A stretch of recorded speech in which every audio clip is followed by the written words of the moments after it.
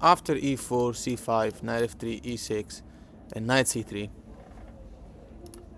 black goes out with that c6, d4, take. And now in the previous videos we went through queen to b6 and queen to c7 ideas and how to take it from there. In this video we're going to go through something very important, which is knight to f6. Now, this is not going to give birth to a transposition into any position seen before, because in this moment our opponent is not developing the queen to a square where it's defending the knight, and especially getting out of the attack of the potential swap of queens, which means that now we have to immediately take the knight and take it from here. Now, obviously we're not going to go through pawn takes here, although it is possible, but nobody plays it. But okay, let's have a look at a quick line. It just gives white a much better game. Queen takes, king takes, bishop to f4. Here the idea will be bishop to b4, considering the pin of the knight and the attack on e4. You just play f3, stopping that. And now after bishop takes and pawn takes back, the black player might have decided to go for that variation that we are seeing now with the intentional queen swap, so that he will achieve something like this. But it's actually just good. It's better for white. So after king e7, developing, preparing to get the rook out, a4, stopping b5. Also because even if b5 had come, this bishop doesn't really get to develop properly. It's a silly square to be. Especially because there's so many black pawns on the fianchetto. Anyway, rook to d8, g4. Gaining space. And after b6, white plays a5, and here there's nothing. Taking just makes things even easier for white. You can take back, develop the rook on the open file, put pressure on this weak pawn, and eventually capture it. You can't really push a6 because you'd lose the pawn. Bishop to b7, you just play a6. The bishop will have to go back. And then you'll take it from here. I'm not going to go any further in this position. The position is evaluated as if white was up like 3 or 4 points, as far as I remember. So much better for white. You got the bishop pair. Should be very easy endgame. So let's go through from the start so that we can look at the real purpose of this video. e6, knight c3, knight c6. Okay, d4, take. And now black doesn't defend the knight with the queen, but rather plays knight f6. It gives us a chance to swap. B takes is the move. And now e5, immediately attacking the knight. So the knight will have to go either to d5 or b8 or g8. No other square is accessible here because of the queen and the knight. So after knight d5, knight to e4 is the crucial move. And now we have obtained advantage also because there's an attack on d6. And that's where we're going to plant our knight. Besides, we have thematic ideas like c4, but let's look at everything. Now here there's plenty of moves that are possible, they're popular.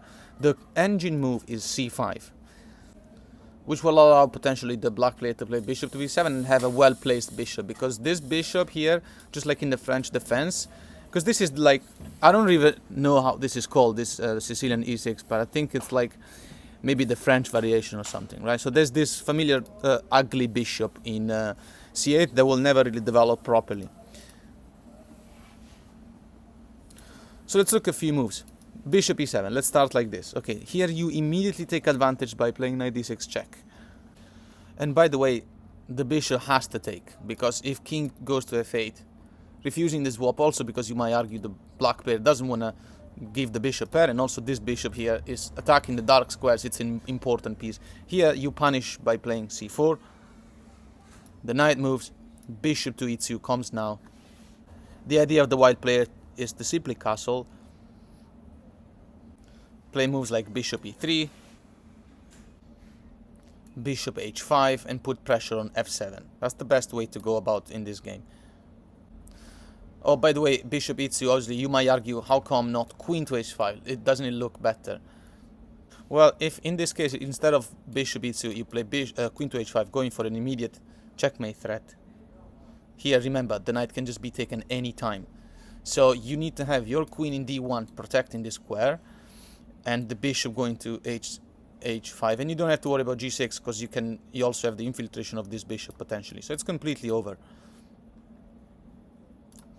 So from the start, Let's look at that line seriously. So knight c6, take, knight f6. Okay, take. Pawn takes back, e5, knight d5. Avoid the trade, it's very important. Bishop e7 is the first thing we're looking at. Okay, knight check, and after bishop takes, take back. And now here let's look at c moves. If black, let's say castles, just completely normal move. Either way, the way to continue is always going to be very similar. c4. The knight moves. Let's look at this idea, knight b6. The knight is not going anywhere from that, but you might argue it might have an idea of playing bishop to b7, knight c8, and queen d6 to finally take this incredible pawn. But no, because you're always going to have a3, b4, c5. Always play these moves and build this pawn chain, and that's it. So now bishop to e3 comes. Let's look at these two ideas. Either a5 to allow the bishop out from this diagonal, but it would be really stupid because you just play b3 and the black player is never going to move these two minor pieces. Let's look at bishop to b7, right? The idea may be to potentially play c5 in the future, and this bishop will become a much stronger piece than it is now. a4.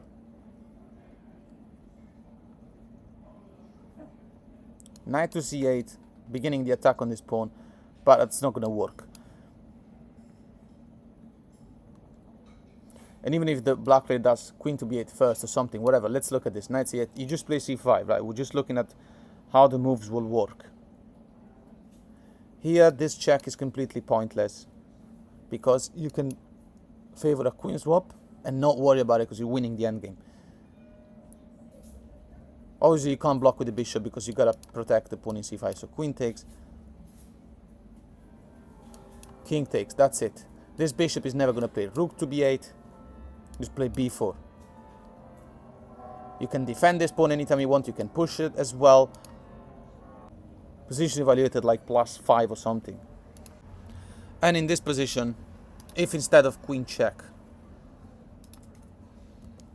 the queen goes to f6, developing and attacking this pawn, here you just keep developing this bishop d3, castle, and so on. Don't worry about this pawn, obviously, because rook b1 wins the bishop. So in this position, earlier we've been looking at how black player can try to get out of this trouble, but it's already too late. The structure is terrible. We saw a move like bishop to b7, but it doesn't work. Let's look at a5. Obviously, maybe pushing and then trying to find a way to develop this rook from here, because all the central files are closed and they cannot be opened because of this godly d6 pawn. Okay, queen to d4 comes now. There's a double attack on the knight. Rook to d8, defending it, b3. And this chain here is extremely safe. There's no infiltration.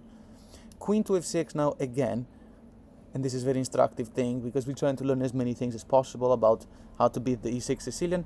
You just trade queens. You are basically happy with it because the endgame is much better for white. Okay, h4 comes now. The idea is to develop the rook like this. h3, like a child, will do. Rook h3, rook g3. So, let's look at these moves. f5 and the idea of pushing these pawns. Okay, rook h3. e5, going for f4. Rook g3 check. King moves. f4 comes now, so it's very important. If we get to take this pawn, then this too will be so good. Obviously, taking back means that the black player is giving himself a tripled pawn. Besides, well, I wouldn't really go for the triple pawn because, you can take and black can play f6, but then you take it from there. So let's look at this move, f6. Okay, take. Again, it looks like the black player might be able to play rook g8 and trade everything, but you play bishop to d2. And that's it. You're going to be playing this move and then here. It's all unstoppable. Unless black plays bishop b7 and then rook to e8. Like, it looks like it could be an idea. But then the pawn in e5 is pinned. You can castle long and eventually put pressure over this pawn, and you are going to take it no matter what. Attacking a rook here doesn't make sense. You can just keep going on this file forever. Because the light square bishop is never going to attack you like this. Let's look at this move. a4. Okay. Obviously taking would be extremely wrong. Bishop c3. And after rook to e8, castle. Take, take, okay, whatever, you know, no problem. If black plays rook f4, just rook g5, and you're finalizing the attack over e5. If black plays h6, stopping that from happening, rook to e1, should be enough now. So from the start,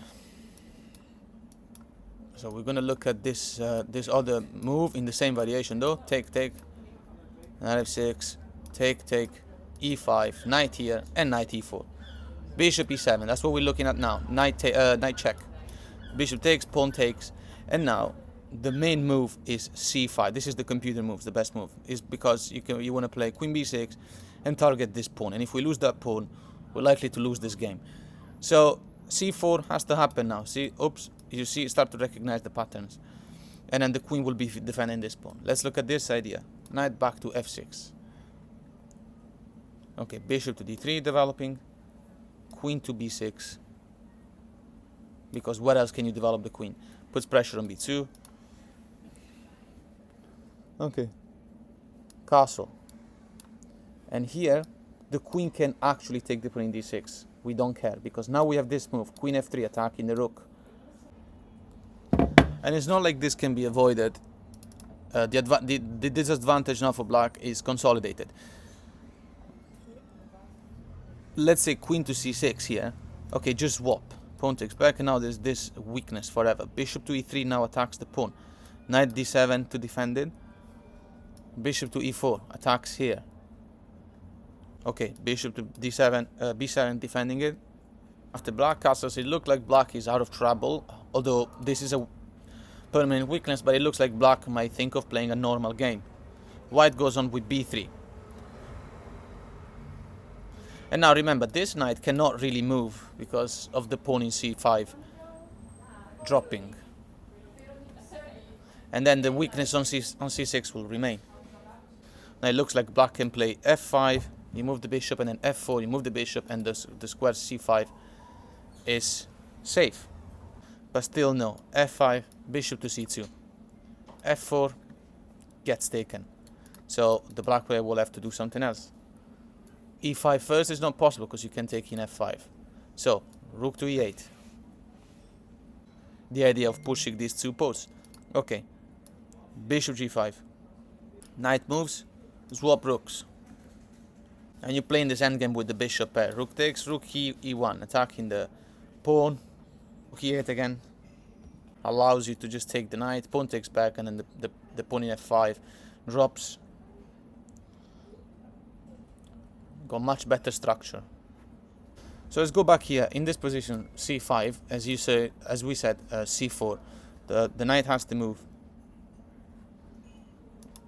Knight f6, bishop d3, and after queen to b6, we ignore the pawn in d6 because after castle, queen takes, you play queen f3, attacks the rook, and after rook to b8, this also is wrong because bishop f4 is a skewer. The pawn cannot really advance because after the swap, you can pin the queen to the king. So queen to b8 is the best move. I mean, queen b6 is the best move. Take, take.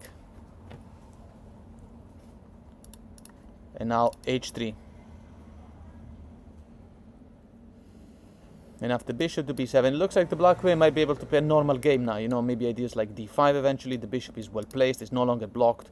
The pawn structure is safe. Looks like the best variation. But now queen e3 attacking this pawn. So if black castles, you just take the pawn for free. If, let's say, queen c7, right? To get the queen to the game. Because d6 will kind of lock the queen. But either way, the best move is going to be b4 no matter what. There's double attack on the pawn you want to take. If black takes you, you can go to a7 and pin the bishop, and then bring the rooks into the open fire. Rook b1 should be game over very quickly. d6 instead, well, that's a transposition. We were going to play b4 anyway. Okay, take. And if black wants to trade queens, we're fine with that, because we're going to get the rooks on the 7 rank. We're up the exchange, by the way. So pawn takes instead, keeping queens on the board. Rook b1. Castle, rook to d1. The 2 rooks on the 2 open files. And yeah, this is how we consolidated the advantage that we got by winning the exchange. Rook to d8 here, there's this tactic, basically, you know, obviously always look out for this. This bishop is a loose piece, so after take, take, and everything, swap, swap, then you can go here, and it's completely winning. So let's take it from the start, and let's look at some other lines. So knight c3, knight c6, d4, take, take, and we have the two knights defense. Okay, take, take, e5, knight d5, and avoid the trade. So we've been looking at bishop e7. Let's look at these other lines now. Bishop to b4 check. This is bad. Okay, just punish it with c3. Perfectly fine to play c3. Bishop a5. And here we don't even need to play knight d6 check immediately. You play bishop g5 immediately. Now here you don't have to worry about f6. Because let's say f6, you play queen h5 immediately. And it looks weird because after g6 there's going to be multiple pieces hanging. Or let's say if king goes to e7 first of all, bishop h4, keeping the pin. The idea is to castle long, swap the rook for the knight, and then take, take, should win the queen. So, but let's look at this one instead. g6. There's an attack on the queen and an attack on the bishop. Okay, queen h6, and that's it. You have saved everything. And now you have 3 attackers over this pawn, and you're ready to win the game. Taking the bishop obviously gives mate in 2. Check, and then here. So let's take it from the start, and let's look one more time at that line, at that the bishop b4 line.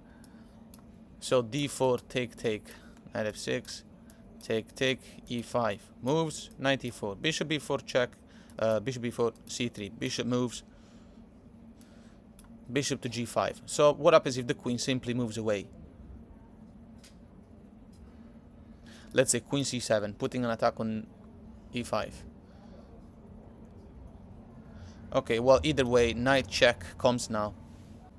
And when the king moves to the only possible square, queen h5 comes with a threat of checkmate. g6, queen h6 check. Only move is king to g8. And now bishop to f6 is unstoppable checkmate.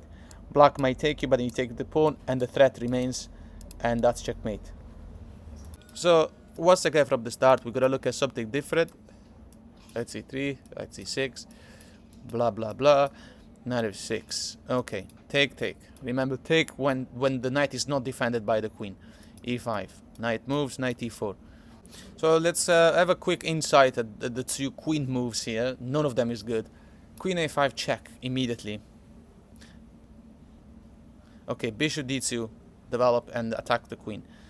The queen will have to move again. So let's say queen to b6. Okay, bishop to d3, just keep developing. And don't worry about this pawn, because it's poisoned. Okay, c3 comes now, and that blocks the queen. I mean, blocks the escape over this diagonal. Most importantly, it safeguards the square if the pawn e5. You don't want to lose the pawn in e5. This is an extremely important pawn to damage the mobility of the opponent pieces. And here there's already no escape from rook b1 plan, castle, and so on. Let's look at this move. f5. The idea is that if we take en passant, our opponent will get rid of this incredible pawn, and especially when the knight is forced to move because of this pawn, black will have double attack over this pawn, and it should be a very good game for black. Here you do take en passant, believe it or not. The reason is that if the knight were to take, remember that after a bunch of swaps, you're gonna have the possibility to play queen h5. So if the pawn takes, and the black player keeps the pressure on c3 and threatens to play f5 for real, rook b1 attacks the queen.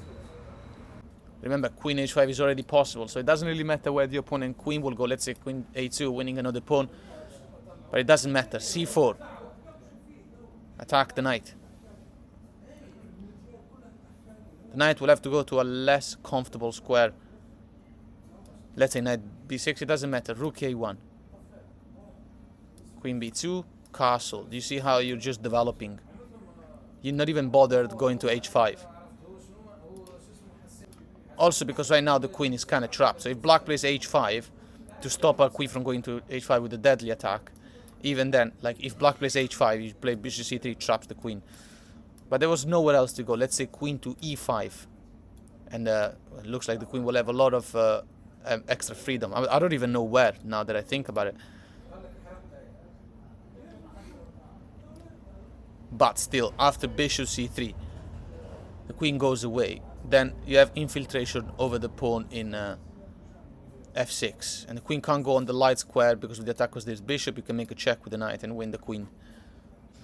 And in this position we looked at queen a5. What happens after queen b6 immediately? Looks like a more solid move. Okay, a3.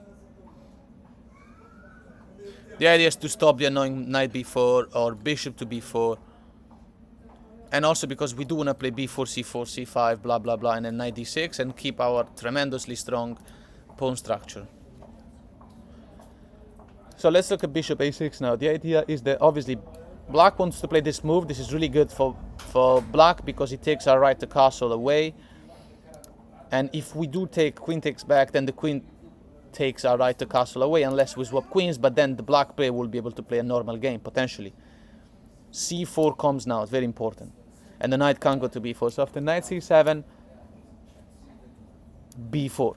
You see how it's just too late for black to play a normal game. Bishop e7 developing, check. Don't allow black to castle.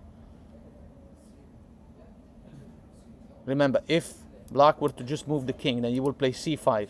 The queen will have to move, and you got an attack on this bishop, you got pressure on that, you have queen f3, attacking here, or queen h5, it's completely over. If instead black takes the knight, without the pawn in c5, if instead black takes the knight in d6 with the bishop, take back with the pawn, same stuff, you're attacking the knight, you're going to play c5, the knight is trapped, by the way. Okay, so let's look at something else. We're gonna look at d6 now. Take, knight f6, take, e5, knight d5, knight e4, and now d6.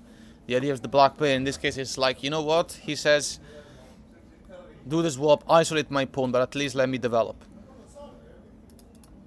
Which is fair enough. Okay, here we take this, we have to, otherwise black will take our pawn. And after take, queen d6 isn't really possible. I mean, it looks like it is. I mean, you might think now, okay, the knight is pinned, so c4 should be winning a piece, right? Instead, obviously, black has a check. Not this one, because you can block it with the bishop, and there's going to be double attack. But this one seems to be working. Queen e5. And now here, crazy enough, queen e2 is the best move. Forcing a swap of queens, because if black doesn't swap queens, then we're going to win the piece, right? So after take, the black player managed to swap queens, and the only disadvantage will be this isolated pawn, but black still has a majority here against a minority, so it looks like the game is going to an endgame, and also because it is one of the best variations that black can possibly play, so here our advantage is not that great, but it is better for white. Let's look at two ideas here. The knight has to move, right? So knight b4, going for c2, play king to d2 and then king to c3, castle, king to c3. The knight can't move anywhere. If c5 comes to protect knight, then bishop e3, and this pawn is undefendable. Remember this pattern. There's no counterplay. Bishop to b7, maybe you're going for this pawn, and then potentially play rook c8. You just ignore it, because this comes with an attack on the rook, and also the knight. Bishop takes, here doesn't matter, you take the knight first. Free piece. Bishop takes, you're up a piece. And in this position, after knight b4 and king d2, castle, king c3, black can't really defend the knight with the pawn in a5. Bishop e3 comes anyway. And yeah, it's still a much better endgame for white. Let's see, bishop a6, for instance, developing, because c5 cannot really happen, so you can't put the bishop in fianchetto. Rook h to e1, you're conquering the open file, I mean the 7th rank. Rook a to c8, you just play a3, the knight is trapped. So that was the problem, the knight can't go to a6, so bishop a6 is wrong for that reason.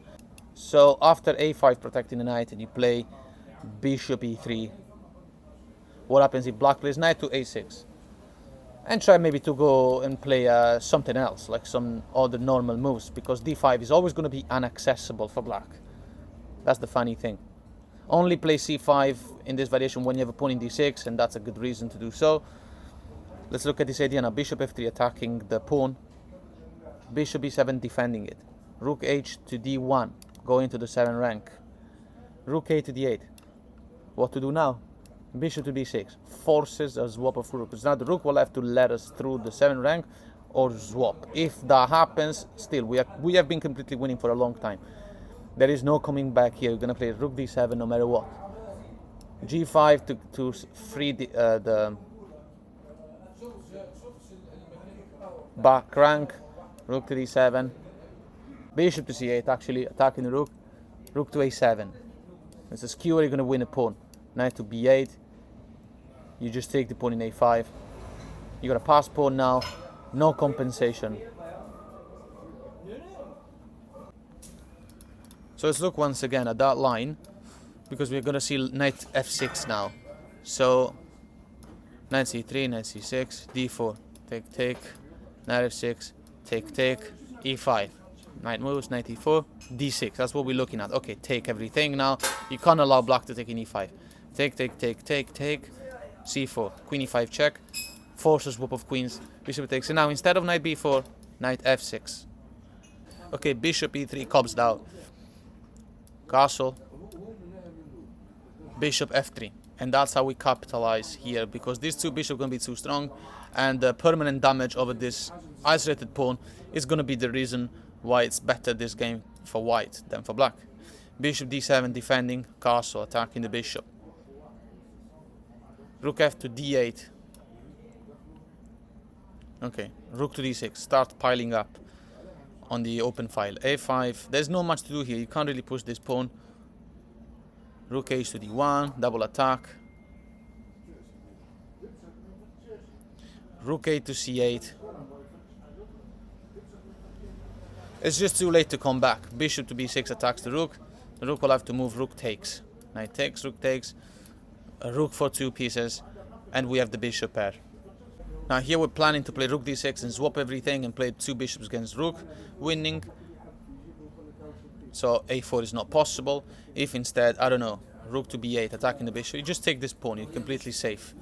Last line before we close this video. e6, knight c3, knight c6, take, take, take, knight f6, swap. e5 moves, knight e4. We're gonna look at the best top engine move here, which is c5. Black does this before it's too late for black to develop this bishop, and now bishop b7 is a perfectly reasonable move. But at least it looks like. Here we played the usual, well, before we play c4, we play bishop e2. There is nowhere else to put this bishop in this variation. Bishop e7 developing, c4. Okay, knight b4, potentially going to c6, attacking this pawn. Okay, you play the thematic move. When the knight moves, you can play this one. Knight d6 check. Bishop takes, pawn takes. And it's funny because now it's weird, we have the pawn in c4, but it's blocked by c5. It means we will not be able to protect the pawn in d6 with the pawn, so it doesn't look like a very strong pawn. However, it's perfectly fine. Castle, bishop e3 attacking this weak pawn. Queen to b6 defending it. a3 attacks the knight has to move. Knight c6, b4. That's it. Once you're done taking here with the bishop, then you move the bishop, you play c5. It's the same joke of a game that has been so far. You might argue here there could be knight d4, maybe the sacrifice. The sacrifice doesn't work, because you take, queen takes, check. Bishop moves to d2, queen to b6, bishop to a5 allows you to still defend this pawn. Black didn't get any compensation. And in this position, knight to d4 looks like maybe a reasonable move, but no, you just give up the bishop pair. I know. But still, pawn takes, c5. And we have built this structure, and we can take this pawn. Queen to b8 has to go. The best move is castle. And yeah, we didn't need to rush to take this pawn. We can take it anyway. e5 doesn't stop it because you play f4. And you're going to take and then take, and you got a rook and open file, game over. If f6 to defend it, just take here. you're completely winning, because black can't really take back. You got this check. And it's game over. Look how ridiculous these pieces look in the back rank.